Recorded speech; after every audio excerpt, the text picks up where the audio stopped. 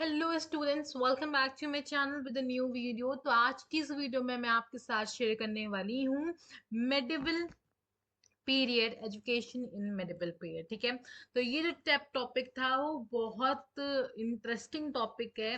कहानी की तरह सुनते रहिए, थोड़ा सा डिटेल टॉपिक है, हो सकता है कि थोड़ा सा बीच में नींद भी आए, लेकिन सोने की कोशिश मत करिए क्योंकि आपको बीएड में पास होना है। ठीक है, तो इसीलिए सोने की जरूरत नहीं है बिल्कुल भी।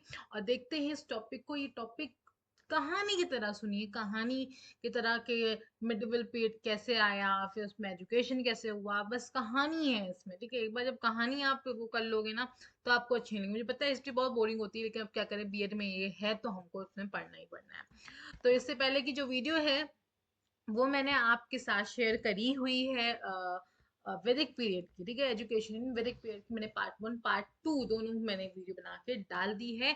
तो जाके जल्दी से देख लें, वो देखेंगे फिर उसके बाद ये देखेंगे, फिर उसके बाद हम एक और वीडियो देखेंगे। इसके बाद हमारा बीएड का जो सेशन हो जाएगा वो कंप्लीट हो जाएगा। फिर मैं अब कुछ दिनों के लिए मैं लैंग्वेज ग्रामर पे आ जाऊंगी।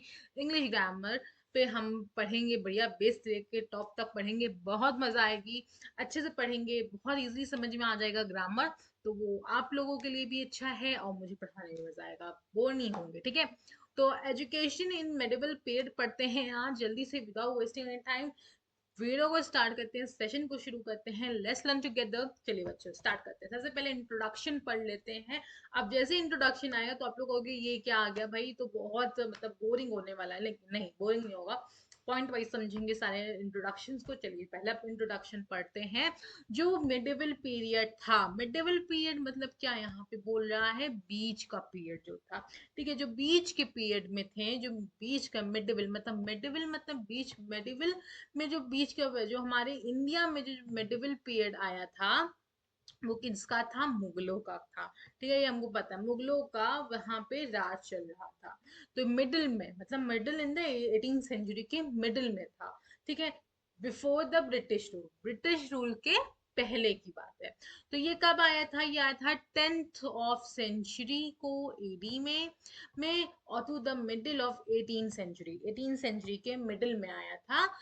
That is before the British rule, मतलब ब्रिटिश रूल से पहले। और ब्रिटिश रूल से पहले किसका चलता था राज, हमारा चलता था मुगलों का।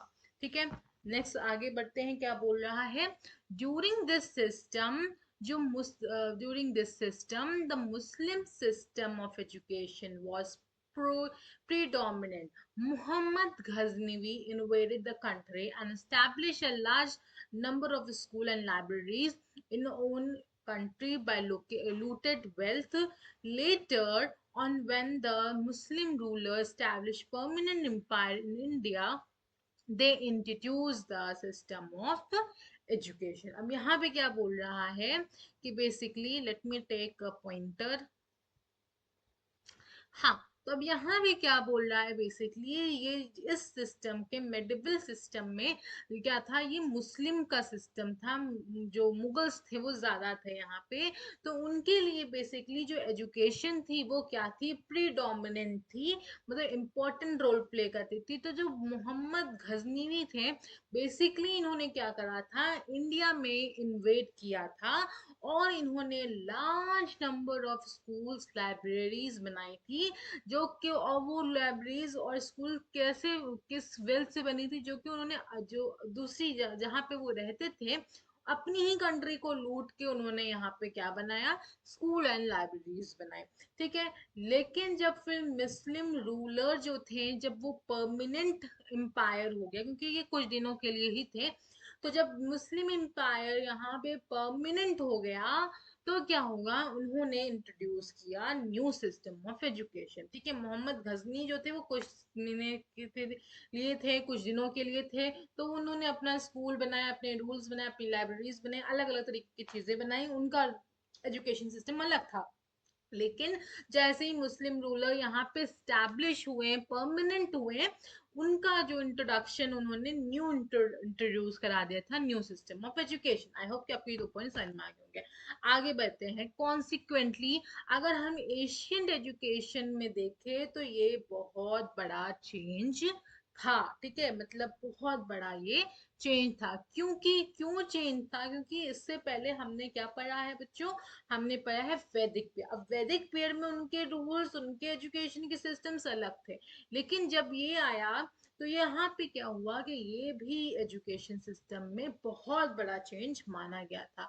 लेकिन जो मुस्लिम पीरियड में जो एजुकेशन ली गई थी वो inferior then that the Hindu period. ठीक है, मतलब बहुत ज्यादा इंफीरियर, डिफरेंट थी हिंदू के पीरियड में। मतलब मैंने बताया ना, वैदिक पीरियड में जो एजुकेशन थी इट्स टोटली डिफरेंट, एंड जो मुस्लिम पीरियड में जो एजुकेशन थी, मुगल पीरियड में जो थी, मेडिवल पीरियड में जो थी एजुकेशन, इट टोटली डिफरेंट। ठीक है, no Muslim ruler except Akbar did commendable work on the field of education। ठीक है, कोई मुस्लिम और रूलर, जो रूलर थे, मुस्लिम रूलर थे, उन्होंने ज्यादा काम नहीं किया, लेकिन सिर्फ अकबर एक ऐसे थे जिन्होंने कमेंडेबल कमेंडेबल वर्क किया था फील्ड ऑफ एजुकेशन में। ठीक है, जो एजुकेशन था वो क्या था? मिडिवल इंडिया में था। तो ये क्या था? Domain that was limited to a few large extent, मतलब थोड़ी ही जगह पे ही ये क्या था? डोमेन किया गया था, लिमिटेड था। who were involved in the management of transmission, it was something technically that was within the reach of everyone।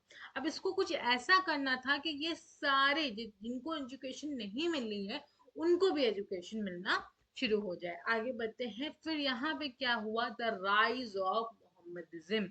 ठीक है, इसके बाद ये भी क्या था? एक बहुत रिमार्केबल इवेंट था, कमेंडेबल इवेंट था पूरी हिस्ट्री ऑफ द वर्ल्ड में।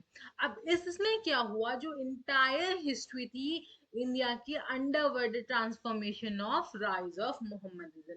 ठीक है, अब मोहम्मदिज्म के यहाँ पे क्या हो गया था? ट्रांसफॉर्मेशन होने वाला था। अब यहाँ पे बेसिकली जो हिस्ट्री जो थी, बेसिकली यहाँ पे अब मोहम्मदिज्म को क्या करना था? राइज करना था। तो जो मोहम्मदिज्म थे, invasion in India took place from the beginning of the 8th century AD। The Arab and the Turks introduced the most new custom culture institution within the country। Out of these, one of the most remarkable was the Islamic pattern of the education, which was a different major extent the Buddhist and the Brahminic system. The transformation of world brought about the system of education in the ancient time is a reflection that there have been a change and transformation in the social context।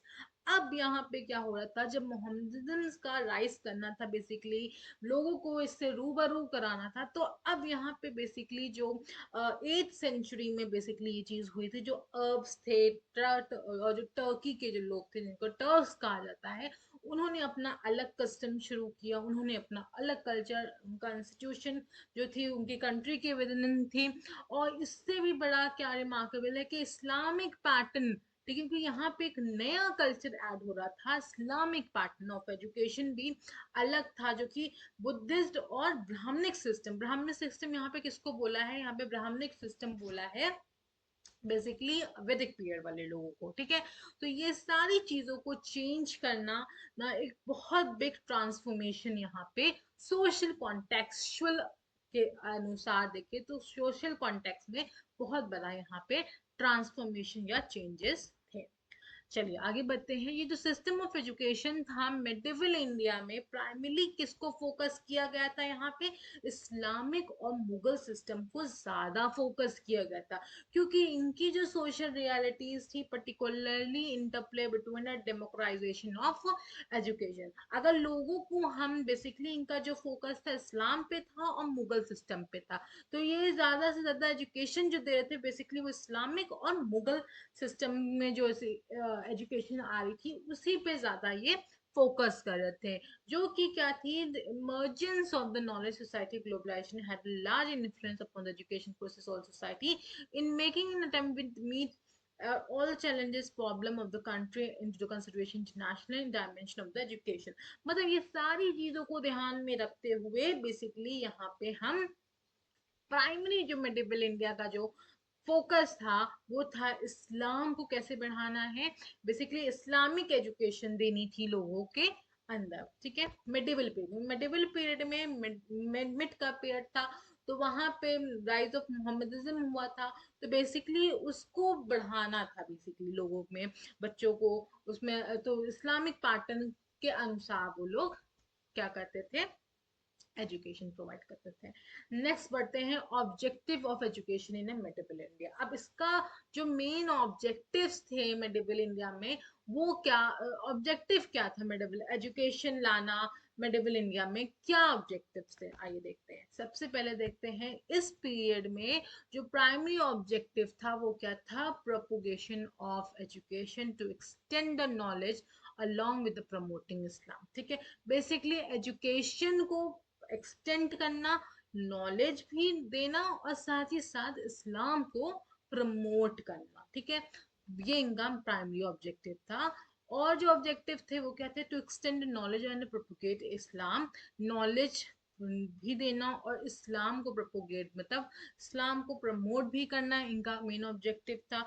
To promote, propagate को हम promote भी बोल सकते हैं। ठीक है, तो propagate Islamic principal, इस्लाम में कैसे क्या प्रिंसिपल है, लॉज हैं एंड सोशल कन्वेंशंस हैं। ठीक है, ये सारी चीज़ों को प्रमोट करना। To make the individual religious minded, हर लोगों का जो उस टाइम पे लोग कभी एक पर्टिकुलर नहीं थे रिलीजियस, तो उस पे उनको बेसिकली रिलीजियस माइंडेड लोगों के अंदर बोल सकते हैं कि एक तरीके से रिलीजियस माइंडेड करना लोगों को।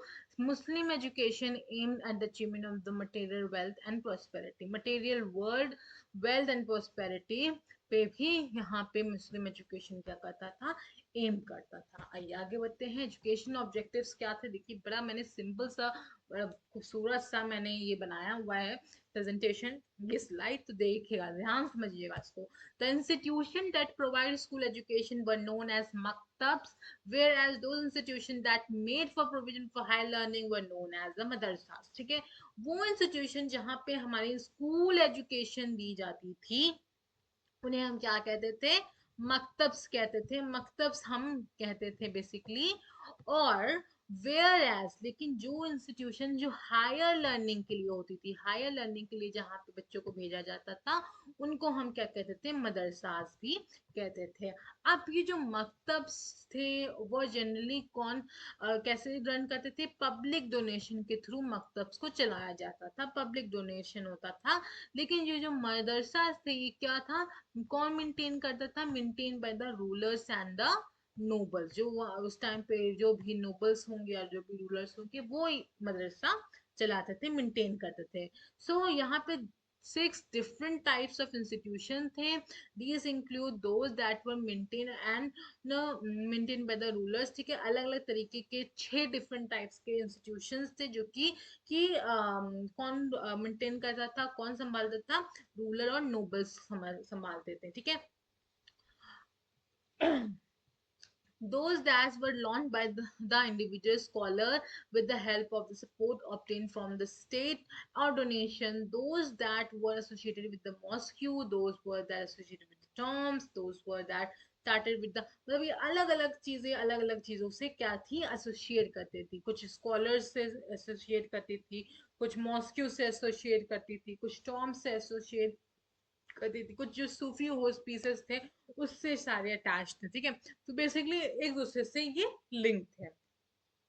तो जो रियोन्ड जो मदरसास थे, मतलब जो पहले से ही रियोन्ड थे, वर द मुज्जी एंड मिस्री एंड द फ्रूजी मदरसा इन दिल्ली। ये सारे मदरसा के नाम हैं जो कि दिल्ली में थे। मोहम्मद गवनी मदरसा जो थे वो बिदर एंड अबुल फजल मदरसा इन फतेहपुर सिकरी। ठीक है, यहाँ पे अलग अलग आपको मदरसा के नाम दिए गए हैं। द सीरत फजू शाही provide a list of 14 subjects, 14 subjects की इन्होंने लिस्ट बनाई थी जो कि मदरसा में टॉट कर पढ़ाया जाएगा। Like jurisprudence and dirat, it was the method of recitation। ठीक है, अभी क्या था, jurisprudence and dirat जो थे ये क्या थे, मेथड से बेसिकली रेसिटेशन, प्रोनाउंसिएशन, पंचुएशंस के और वोकलाइजेशंस के ऑफ कुरान टेक्स्ट, एज जो कुरान थी उसके लिए ये मदरसा में बेसिकली कुरान के बारे में पढ़ाया जाता है, तो उसका रेसिटेशन, पंचुएशन कैसा होना चाहिए, वोकलाइजेशन कैसा होना चाहिए, वो ये है। आगे बढ़ते हैं, During this period, women were not allowed to go in front of the outsider without the covering their face. This was known as the purdah system. ठीक है, बीच में फुर्दा सिस्टम भी चला था तब मेडिवल पीरियड में, जहाँ पे जो औरतें थी वो बाहर नहीं जा सकती थी अनटिल अनलेस उन्होंने अपना फेस को कवर नहीं किया होगा.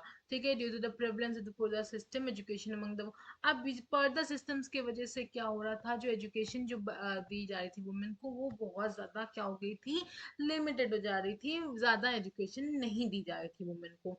The presence of the Hindu religion school where Sanskrit was the medium of instruction and the maktabs of the Muslim religion were the Persian. अब जो हिंदू जो स्कूल थे, हिंदू रिलीजन के जो स्कूल थे, वहाँ पे संस्कृत मीडियम ऑफ इंस्ट्रक्शन था, लेकिन जो मुस्लिम्स के मकताब थे या मदरसास थे वहाँ पे मीडियम ऑफ इंस्ट्रक्शन क्या था, पर्शियन था या उर्दू थी या कोई भी न्यू लैंग्वेज अगर उन्होंने फॉर्म करी वो तो वो थी. ठीक है, it was generally written in Persian character. ऐसे अगर देखा जाए तो पर्शियन लैंग्वेज ज़्यादा यूज होती थी. वोकेशनल टेक्निकल के लिए क्या डेवलप किया जाता है, the Muslim period vocational education भी डेवलप हुई थी मुस्लिम पीरियड में. Ever since the fall of the Gupta empire the Islamic ruler built an empire with the centre of administration. ठीक है, आगे बढ़ते हैं, फ्यूचर्स ऑफ एजुकेशन देखते हैं. पहला है हमारा पैट्रॉन ऑफ द रूलर. ठीक है, the ruler were render and the significant contribution. अब बेसिकली जो रूलर्स थे उनका सिग्निफिकेंट था कि they were have to contribute in education को स्प्रेड करने में उनका कंट्रीब्यूशन होना चाहिए. तो they will different different type of institution university, ताकि वो जो एजुकेशन है उसको क्या कर सके, स्प्रेड कर सके. ठीक है, then absence of the control, absence of the control by the state. जैसे मैंने बताया ना कि यहाँ पे स्टेट का कोई भी कंट्रोल नहीं था, जो भी कंट्रोल हो रहा था वो किसका था, बेसिकली जो मुगल्स थे, जो रूलर्स थे उनका यहाँ पे कंट्रोल था. ठीक है, इम्पोर्टेंस ऑफ रिलीजन. तो रिलीजन ऑफ एजुकेशन यहाँ पे क्या थी, utter most important education system था. इनका एम ही यही था. ऑब्जेक्टिव क्या था, aim objective material and this aspect of the involve, मतलब रिलीजन को बेसिकली इनको स्प्रेड करना था. Importance of vocational education, vocational education को इन्होंने साथ ही साथ क्या किया था, इम्पोर्टेंस दी थी. Relationship between teacher and student, क्या कैसा था, जो रिलेशनशिप था स्टूडेंट और टीचर के बीच में वो कैसा था, recognise the implementation of trade and courtesy, kindness थी बच्चों के और टीचर के बीच में, डेकोरम था, एम्बिलिटी थी, और जो टीचर था वो एक तरीके से अप्रूव रिगार्ड समथिंग और may not to be approve. Teacher जो था उसके हक में ये था कि बेसिकली अगर उसको परमिशन देनी है नहीं देनी है उसके ऊपर है, and the student should be ओबे देयर टीचर. और अगर मना कर दिया अगर टीचर ने ये नहीं करनी तो फिर वो नहीं करनी है. ठीक है, वो टीचर को, स्टूडेंट को बेसिकली उसके डिसीजन को एक्सेप्ट और ओबे करना होगा. इंडिविजुअलाइज अटेंशन, यहाँ पे बच्चों को क्या किया जाता, हर एक बच्चों को बेसिकली सेंटर्ड माना जाता था और इंडिविजुअली यहाँ पे बच्चों के ऊपर अटेंशन दी जाती थी. ठीक है, आगे बढ़ते हैं. तो जो एक्सपर्ट टीचर्स थे हमारे, एक्सपर्ट टीचर जो थे during the period were well educated, अच्छे खासे एजुकेटेड थे, इनके अंदर अच्छी खासी नॉलेज थी. सो एक्सपर्ट टीचर पाए जाते थे. डिसिप्लिन, एजुकेशन इंस्टीट्यूशन में जितने भी टीचर हैं स्टूडेंट हैं they should have to be create a discipline and decorum. आपको वहाँ पे क्या करना है, मेंटेन करना है. अगर कोई भी पॉलिसीज को, अगर आपने रूल्स को तोड़ा स्टूडेंट ने, so they should have to be punished. ठीक है, there is a punishment for that. Teaching assistants क्या है, स्टूडेंट जितने भी क्लास के अंदर है जो कि कम number, was less in number, तो could be easily. ठीक है, कम थे बच्चे तो ज़्यादा अच्छे से क्या हो जाता था, ईजिली बच्चों को हम यहाँ पे हैंडल कर सकते थे. लेकिन टीचर जो थी कभी कभी उनको जूनियर की भी हेल्प लेनी पड़ती थी और सीनियर टीचर्स की भी हेल्प लेनी पड़ती थी अगर वो फील कर रहे हो कि मतलब उनको ऐसे लग रहा हो कि जो टीचिंग मेथड है उनका वो सही नहीं है, बच्चे सही से नहीं सीख पा रहे, तो वो अपने जूनियर और सीनियर की हेल्प ले सकते थे। अब आते हैं इस्लामिक सिस्टम ऑफ एजुकेशन के ऊपर। देखिए बच्चों, मैं वीडियो इतनी लंबी इसलिए बना रही हूँ ताकि ये वीडियो एक ही उसमें कवर हो जाए, मैं पार्ट 2 पे नहीं जाना चाह रही हूँ, ठीक है। तो समझते हैं, देखते हैं जहां तक जा सकते हैं। आई थिंक अभी बाकी है काफी ज्यादा। यस, बाकी है, तो इसीलिए मैं वीडियो थोड़ा सा लंबी बना रही हूँ। तो क्या करें, यहाँ पे पार्ट 2 कर दें इस्लामिक एजुकेशन, लेकिन मुझे लगा कि थोड़ा सा ये हम चलते हैं, पढ़ लेते हैं आगे। चलिए, इस्लामिक सिस्टम ऑफ एजुकेशन कैसा था। अब जो मिडिवल पीरियड में जो इस्लामिक सिस्टम था एजुकेशन का, वो उसने क्या कर लिया था, वैदिक सिस्टम ऑफ एजुकेशन को रिप्लेस कर लिया था और बुद्धिस्ट एजुकेशन सिस्टम को रिप्लेस कर लिया था। अब यहाँ पे कहते हैं मिडिवल पीरियड का जो चल रहा था, ठीक है। आप समझ लीजिए, बुद्धिस्ट एजुकेशन आया, फिर उसके बाद वैदिक आया, देन उसके बाद ये आया आपका मिडिवल पीरियड आया, ठीक है। तो अब इसका क्या रीजन था कि इन्होंने ये फेल्ट किया that there was an increase, sorry, हाँ, इसके पीछे क्या रीजन था कि there was an, the reason, just a minute, let me take the pointer, ठीक है। अब इसके पीछे क्या था, the reason being it was felt that there was an increase need of Islamic administration, the Islamic system education introduce in the within the establishment of Delhi Sultanate. Islam gives the importance to the education which process the teaching, acquiring, learning knowledge. In Islam religion, education rendered the significant contribution of relating the progression and enhancement of the every individual that he can be successful, securing the future of the living. तो अब basically यहाँ पे जो reason था कि इसने वैदिक और बुद्धिस्ट के प्लेस को ले लिया था, वो ये था कि यहाँ पे इन्होंने ये समझा कि अब यहाँ पे थोड़ी सी नीड है इस्लामिक एडमिनिस्ट्रेशन को बढ़ाने की। तो इसीलिए जो इस्लामिक सिस्टम एजुकेशन जो पहला जो इंट्रोड्यूस हुआ था, वो दिल्ली में हुआ था, अंडर द दिल्ली सल्तनत, सल्तनत के अंदर हुआ था, ठीक है। अब इनका जो था, इनका यही था मेन मकसद कि एजुकेशन इनको बढ़ानी है, टीचिंग करानी है, प्रोसेस ऑफ टीचिंग, जहाँ पे बच्चे आए और एक्वायर नॉलेज एक्वायर करे, रिलीजन को एक इम्पोर्टेंस इन्होंने मानते हुए चले, और ताकि जो भी बच्चों का ये सारी चीज़ें देखते हुए बच्चे एक तरीके से सक्सेसफुल अपने फ्यूचर में बन सके। आगे बढ़ते हैं, एजुकेशन इंस्टीट्यूशन क्या आते हैं यहाँ पे। तो जो एजुकेशनल इंस्टीट्यूशन था जो कि बेसिकली वो prevalent during the medieval period organise the system of education in such manner that it generate the professional, और एजुकेशन इनको ऐसी प्रोवाइड करनी थी कि बच्चे यहाँ पे प्रोफेशनल बन के निकले, डॉक्टर बन के निकले, कोई बच्चा लॉयर बन के निकले, रिसर्चर बन के निकले, एजुकेशनिस्ट बन के निकले, टीचर बन के निकले, एंड सो फॉर। तो इनका करिकुलम और method of teaching learning process को भी बहुत ज़्यादा carry out in appropriate manner. तो उसी तरीके से इन्होंने लर्निंग प्रोसेस भी बनाया, इन्होंने करिकुलम भी बनाया। तो एजुकेशन इंस्टीट्यूशंस, अब देखते हैं क्या क्या है इन्होंने लिया था। मकतब्स जो थे, मकतब्स क्या थे, मकतब्स के बेसिकली मैंने आपको पहले भी पीछे बताया, प्राइमरी एजुकेशन पे यहाँ पे फोकस किया जा रहा है। यहाँ पे बच्चों को प्राइमरी एजुकेशन दी जा रही थी, रिलीजियस एजुकेशन तो दी जा रही थी, लेकिन साथ ही साथ रीडिंग कैसे करते हैं, राइटिंग कैसे करते हैं, अर्थमेटिक कैसे करते हैं, ये सारी चीजें भी सिखाई जा रही थी। इनका मेन फोकस जो इन्होंने बेसिकली बेसिक लिटरेसी, जैसे हमारे यहाँ पे क्या होता है, प्राइमरी सेक्शन से हम पढ़ना शुरू करते हैं, ABCD रीडिंग करना सीखते हैं, लिखना सीखते हैं, तो वैसे इन्होंने भी बेसिकली बेसिक लिटरेसी स्किल से शुरुआत करी थी। आगे बढ़ते हैं, मदरसा क्या है, जब मकतब हमारा कंप्लीट हो गया, मतलब प्राइमरी एजुकेशन हमारा कंप्लीट हो गया, तो अब हम यहाँ पे कहाँ पे जाएंगे, मदरसा में जाएंगे, अपनी हायर एजुकेशन को पूरी कंप्लीट करेंगे। तो यहाँ पे भी स्टूडेंट को क्या है, बेसिकली सिखाई जाती हैं अलग अलग चीजें, हायर लेवल ऑफ लर्निंग यहाँ पे बच्चों को सिखाई जाती थी। आगे बढ़ते हैं, मेथड देखते हैं इनका। अब जो मकतब की जो टीचिंग थी, ओके,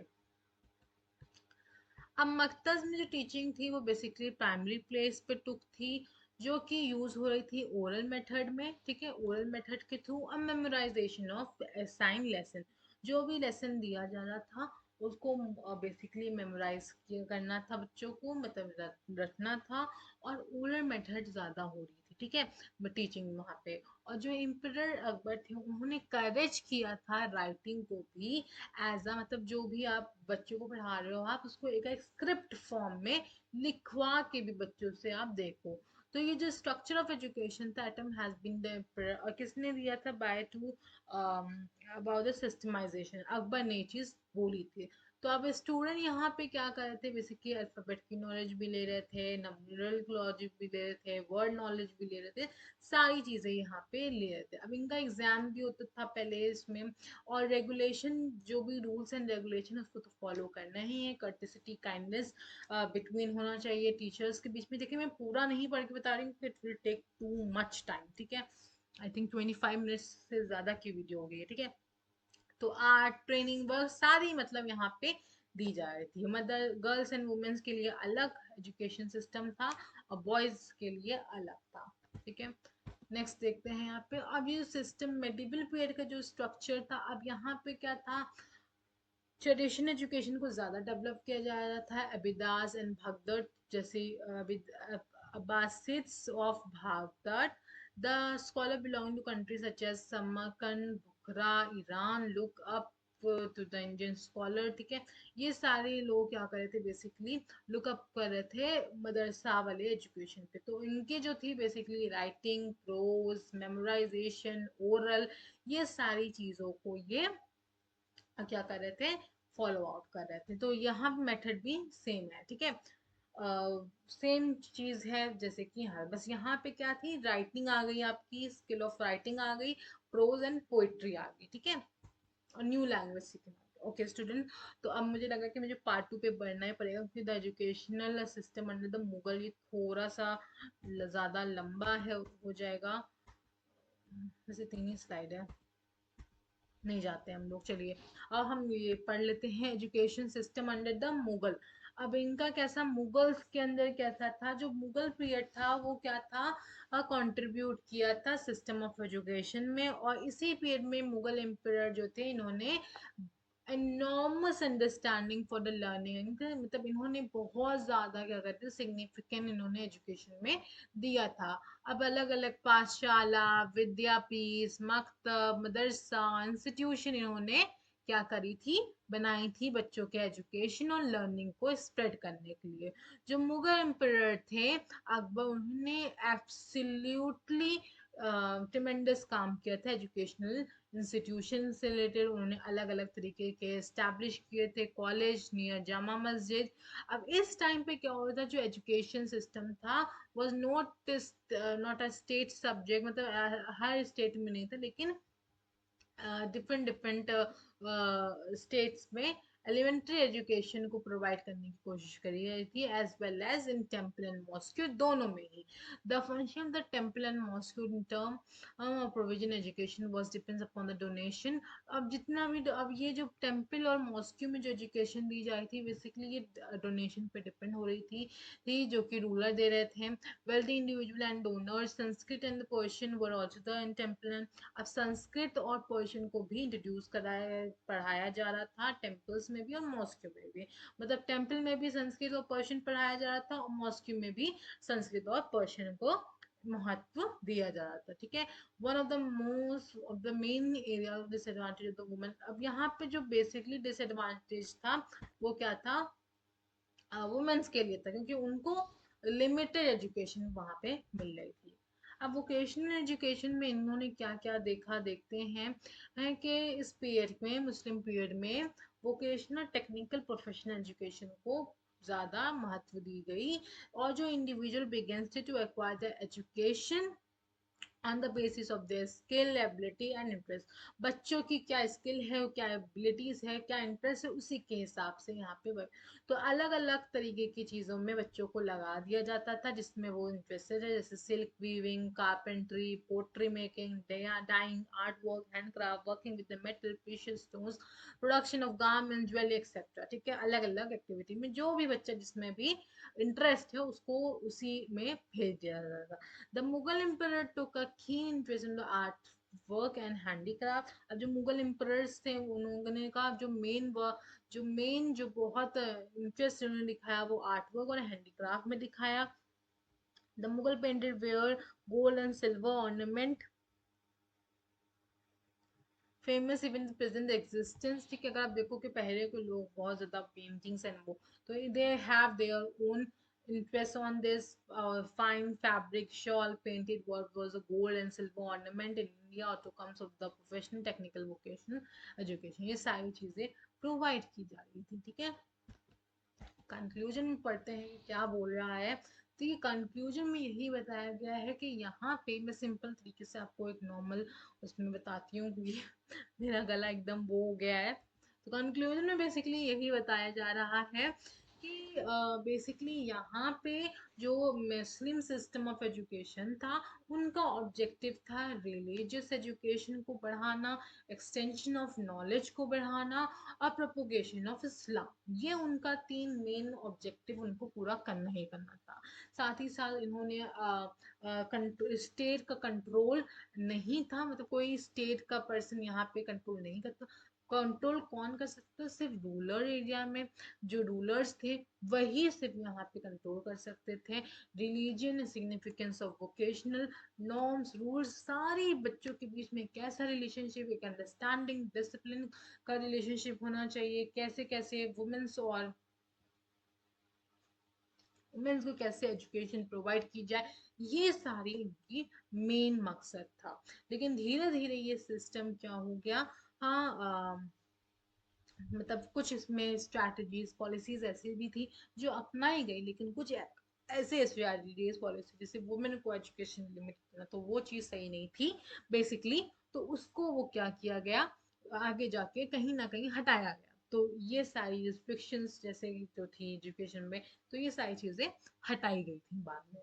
तो आई होप कि ये जो वीडियो है आपका मिडवल पीरियड, देखिए थोड़ा सा लंबी है बट ठीक है, समझ में आ ही गई होगी आप लोगों को। तो अगर आ गई होगी, सिंपल है, कहानी की तरह सुनते जाइए कैसे ऐसे हुआ था, ऐसे ऐसे हुआ था एंड ऐसे ऐसे हुआ था। ठीक है, तो खुद ही आपको समझ में आ जाएगी चीज़ें। तो ये मैं डबल पेयर में इसलिए इसको मैंने कंप्लीट किया एक ही वीडियो में, क्योंकि आई डोंट वांट टू मुझे बढ़ाना नहीं था कि पार्ट 2 भी मैं करूँ। तो आप लोग अगर हो सके तो आधी वीडियो देखिए और आधी वीडियो आप फिर बाद में देखिएगा। ठीक है, अगर ये टॉपिक अगर आपको इसमें आ रहा है तो अच्छी लगी हो वीडियो, जैसे कि पता है एक वीडियो को बनाने में, आप बच्चों को समझाने में बहुत ज़्यादा एनर्जी यूज़ होती है, गले का यूज़ होता है, प्रेजेंटेशन बनाने में यूज़ होता है, टॉपिक्स ढूंढने में बहुत ज़्यादा वो लगता है, टाइम लगता है। तो प्लीज़ उसके लिए बस आपको एक काम करना है, मुझे आप इस तरीके से कुछ कर सकते हो, शांति से, आप लोग को कुछ नहीं करना है। पहले आप लोग वीडियो देख लो, ठीक है, फिर उसके बाद वीडियो देख के वीडियो अगर अच्छी लगी हो तो लाइक कर दीजिए फटाक से, फिर उसके बाद मुझे फॉलो कर दीजिए, सब्सक्राइब कर दीजिए। ठीक है, बस ये 3 काम आपको करना हो। कमेंट कर दीजिए कि वीडियो कैसी लगी, और अगर कोई भी क्वेरी है आपको तो वो मुझसे शेयर करें। मिलते हैं नेक्स्ट वीडियो में। नेक्स्ट वीडियो जो होगी वो लास्ट हमारी होगी इस बीएस सेशन की। तो या, तो मिलते हैं नेक्स्ट वीडियो में, तब तक bye bye and yeah, all the best all of you. Bye.